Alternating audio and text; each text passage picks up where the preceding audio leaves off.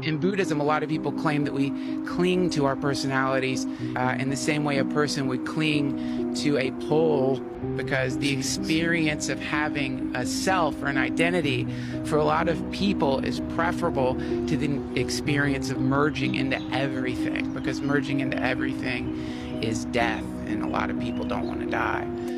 We think that there's something essentially true about reality. The important distinction here also is this is not nihilism. It's not nothing is real. It's that everything is empty of inherent quality, meaning non-essentialism of anything. The Tibetan Buddhists call this the clear light, understanding the essential non-existence of everything. You are ultimately going to an unknown place called death. Nobody really kind of can tell you what that experience is going to be like, because if they could, they would be dead.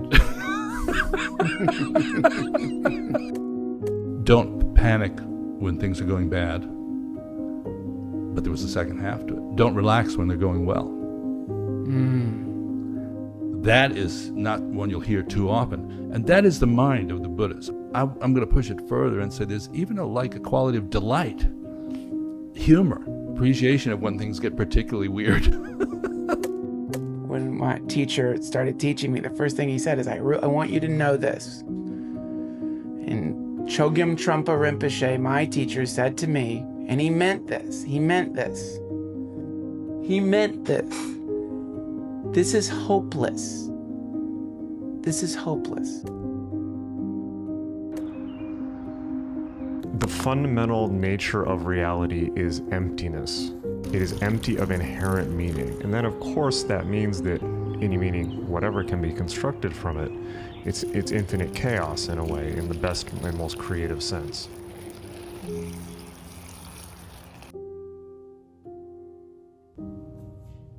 I look crazy. Let me go take the fucking grease off my skin. Okay, so basically, imposter syndrome, right? Basically, the first time the imposter syndrome really started messing with me was when I worked as it was like a it was just like a freelance thing I did on my laptop where I was, what even was I? I don't really know. But I was editing. There is a man. He had a social media brand. I was editing all his content for that brand, for the Instagram, for the TikTok, for the YouTube shorts. And I was also like DMing, because he would do, what's it called? Sponsorships? No. What's it called? Whatever. I would also do that.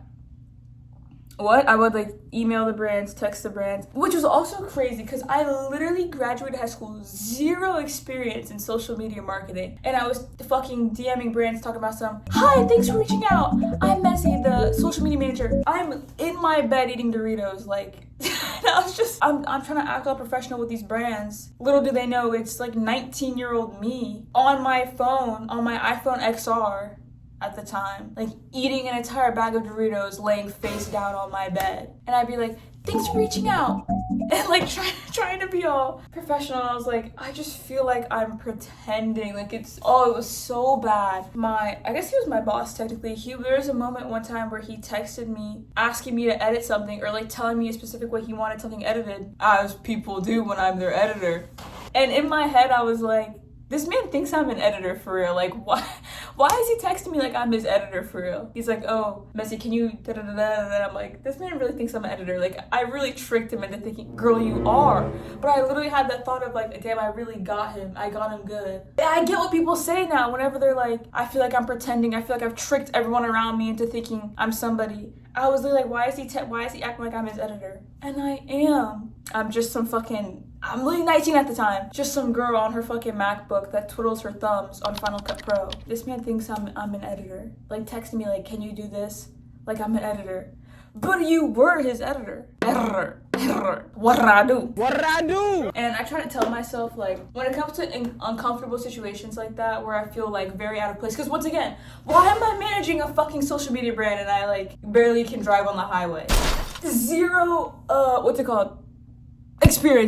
experience in this shit, and I'm emailing brands, and I'm just like sitting in my bedroom in my mom's house on my laptop, and I'm like, I feel like I'm pretending to be like Being in situations like that is very good for me. Long term, I try to tell myself to like chase that feeling of feeling out of place, feeling uncomfortable, feeling like I'm pretending, because what would make me feel confident and like I know what I'm doing? Right now I work at Starbucks, right?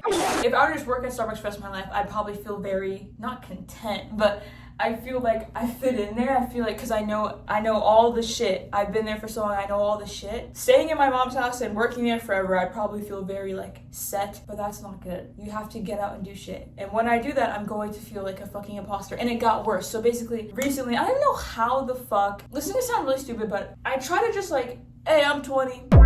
Life isn't that serious, especially in your 20s. Now is the time to like do shit and try shit out. For example, what's my biggest personality trait? Going to the gym, right? Like even at my job, like I'm known as like the gym person. When people see me, it's good morning, have you gone to the gym? Like instead of, oh, what have you been up? It's have you gone to the gym recently? Because that's all I talk about. That's all. I'm just known for the gym. I mean, hello. I had never stepped foot in a fucking gym until like what, 2 years ago? How old am I? 20? Probably like 6 months after graduating high school. I had never stepped foot in the gym. I didn't know what the word hypertrophy meant. I didn't know nothing about nothing, guys. I didn't know what a calorie was. Like oh my god, chat. The only reason I ever started going to the gym was because I didn't go to college. If I had gone to college, I would probably be eating, girl, I don't even know what. That's my biggest personality trait, my biggest passion in life, almost, is the gym. And I would have never known any of that if I had gone to college. And I found the gym when I was like 19. No? But usually it's people who played sports the whole life. I have never played a single sport. I've never done anything physical. I've had no background in that. My parents didn't really do none of that, play sports or anything. And now it's my biggest personality trait, and I just found it like 2 years ago. This is the point in life where I need to try shit out, because I always thought like a passion has to be something you do from the day you're born. And I was legit editing random shit when I was like fucking 5. So that's always been my passion, the thing I've done, since I was a youngin'. But it's like, here's this thing that I love so much, my biggest passion in the world, the gym. Lifting. And I did it for the first time like 2 years ago. Is it 2 years ago? And it's also you're 20, like I don't need to go get a fucking office job right now. Okay, anyway, basically what I was trying to say, I try to just vibe out.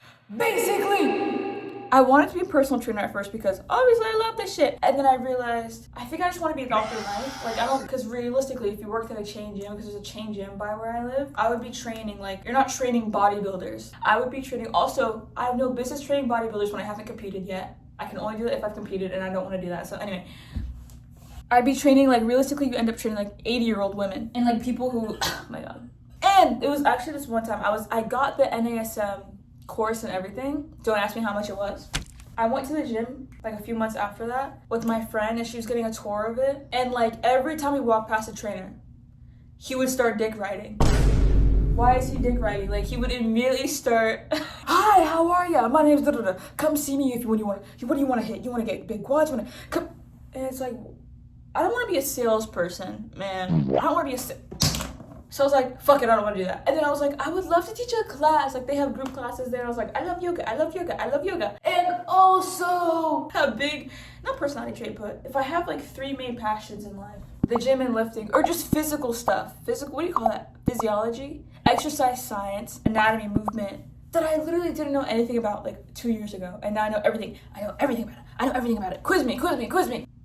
So that, and funny enough, Buddhist philosophy. I don't know how I got here, okay? But that's been something I've been following since I was fucking 13. I don't know why, but I just have been. Long story, I don't feel like explaining right now. What are those 2 things put together? Buddhist philosophy, right? And exercise, physical movement. What are those 2 things put together? Sit and ponder. Yoga. What the hell? Obviously, how did I never think of that? Yoga. I've never been a yoga fanatic, obviously. It's the cardio that I do in between lifts so that I can get blood flow to my body so that I can recover quicker, so I can lift again sooner. Oh my god! Oh, but I was like, obviously, my 2 favorite things put together. Buddhist philosophy, meditation, exercise, science, physical, yoga, right? So I said, fuck personal training, yoga, boom, teacher training. A girl, am I do you think I'm crazy? am I manic? That like this quickly, boom, boom, boom, boom, boom. I didn't expect it to be so soon. I signed up in like, I guess it was December, and there happened to be a teacher training in January. And I like could barely get my schedule intact to be able to make it. And I somehow signed up for a girl I don't even know. So late. What is it, like 2 weeks before I started? People signed up, like they were advertising it like months, but 2 weeks I said, sign me up. This is such a long story. My phone's running out of storage. Okay. But my camera's too high quality and I look like shit and I don't want you to see that. So I need the shitty phone, you know. I need that vibe. Basically, the imposter syndrome has been even worse.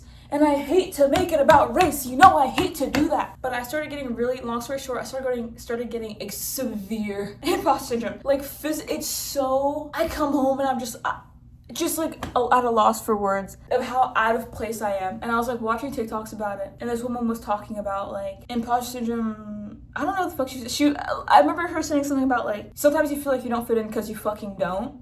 It's like, it's not something wrong with you, you just don't. And it's like, I mean, Mezzy, look around this fucking room. Love these women, my song.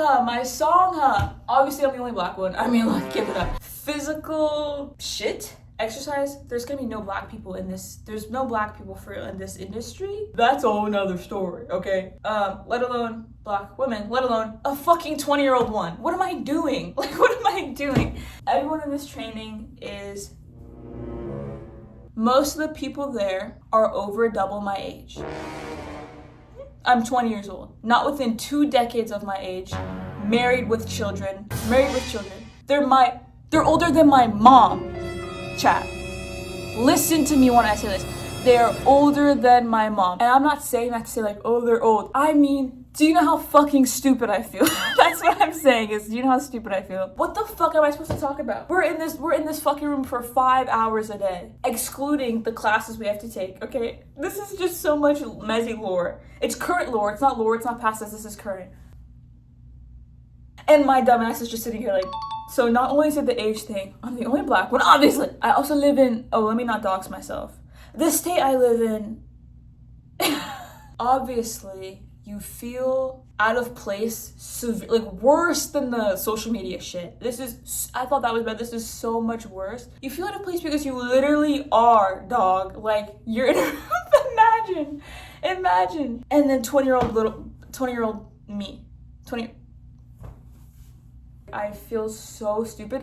And I at least started to think, like, do you think the woman who I was texting, who runs the whole thing, because in my application I put my age, my name, which I've mentioned before, it's very apparent what I look like when you see my fucking government name. We're not gonna get into that. Like, she had to have known, because also, didn't know, this studio is like, usually teacher trainings, I need to enunciate, teacher trainings are a bunch of people you go, whatever. This one was like, everybody already knew each other. This is just horrible.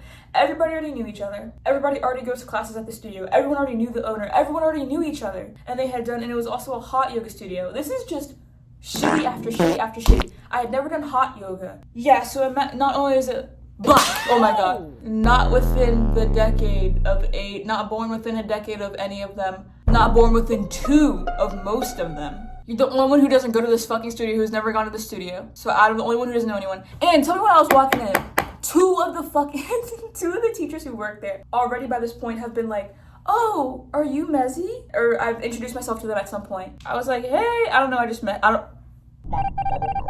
and he was like, you're the one who has never done hot yoga before and you just like came here for no reason or something.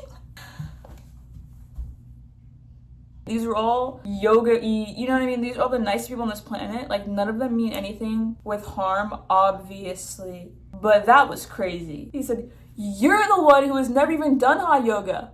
And you signed up for this training, like, just...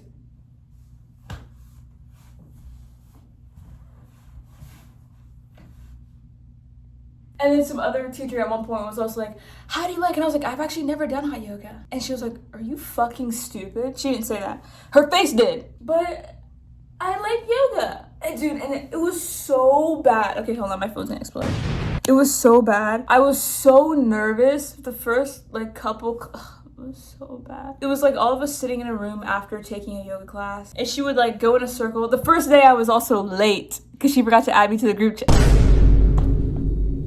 Satan is like egging me on. He's like trying to see, or maybe it's God, who knows. Saying all this out loud, I'm like realizing, holy shit, Mez, how are you Still do it. How do you still push it? I don't know how I do it. I was late the first day because she forgot to add me to the group chat. And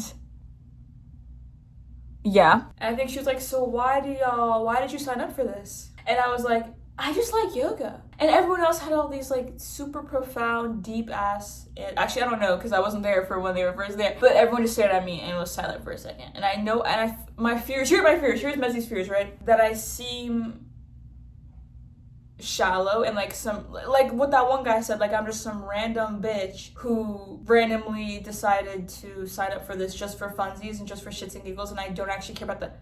But I do. Like I said, I have a very long background, even though I'm only fucking 2 years old. Buddhist philosophy and meditate. That's not important though. And it's kind of cringe to talk about. Because like, bitch, what do you know? But I'm afraid that they think that I'm like just some random... But like we're also all in America. Like how, whatever. I'm just afraid that I seem like some random who decided to sign up for this for no goddamn reason. And like I won't be taken seriously. It was just like the first couple weekends that were really treacherous, awkwardness wise. And because usually if I'm not like comfortable yet, I have to sit in a room for like an hour before I'm like comfortable. So I wasn't comfortable. So when they'd call on me, or not call me, it's not like a classroom, but when they'd talk to me, I would be so unbelievably awkward. And I was like, they probably think I'm fucking insane. And they probably do. They probably did. I'm much more normal now. But like I said, I'm still the ugly duckling. I'm still the black sheep. Oh. And I was just thinking about that.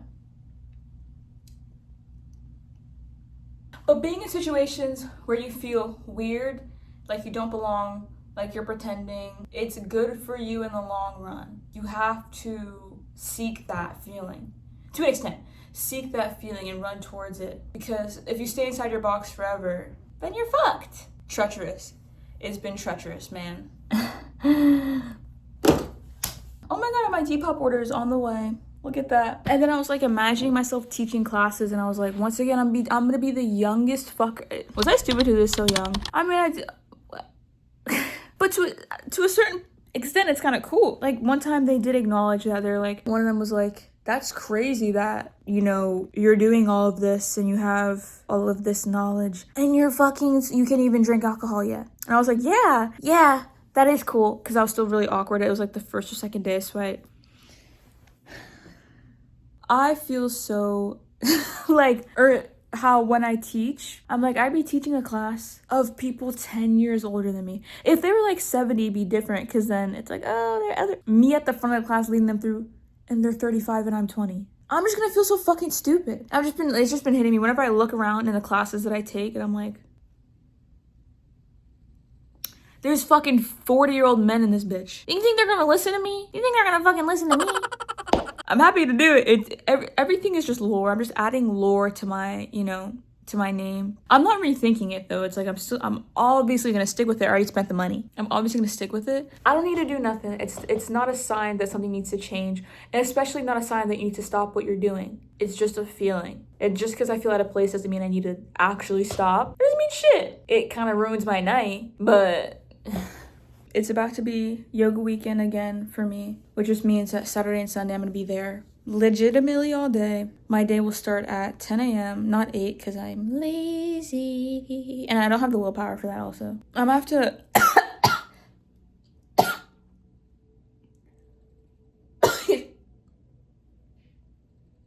My Depop order has been shipped. It's actually kind of fun. It feels like, what is it called? Backpacking? When you or van life? It kind of feels like that. It's kind of really fun. I take a class, I shower, and then I change my clothes, take my shit to my car. I fix up my hair in my car, fix my face in my car, even put some lotion on in my goddamn car, put all my shit in my trunk, and then I get Chick-fil-A. Oh my god! Then I drive to another studio. It's like 30 minutes away. And then I eat my Chick-fil-A in my car. Last time I spilled it all, actually. Every single chicken nugget, I spilled it on the floor of my car. And then I'm there from like noon to 5 p.m. And then I come home and I'm pooped. I come home and I get Subway and that's it. And then next week I think I have to start teaching, and I'm basically fucked, basically. 16 pages so far.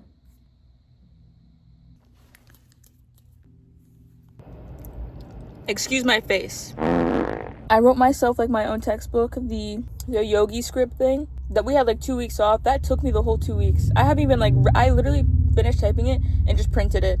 I didn't even read that shit back. There's probably typos in it. It took me the whole 2 weeks to write all that shit out. And I haven't read through it once. Yeah, so I'm definitely the least prepared, but fuck it. I mean, we ball. Okay, I'm gonna go on TikTok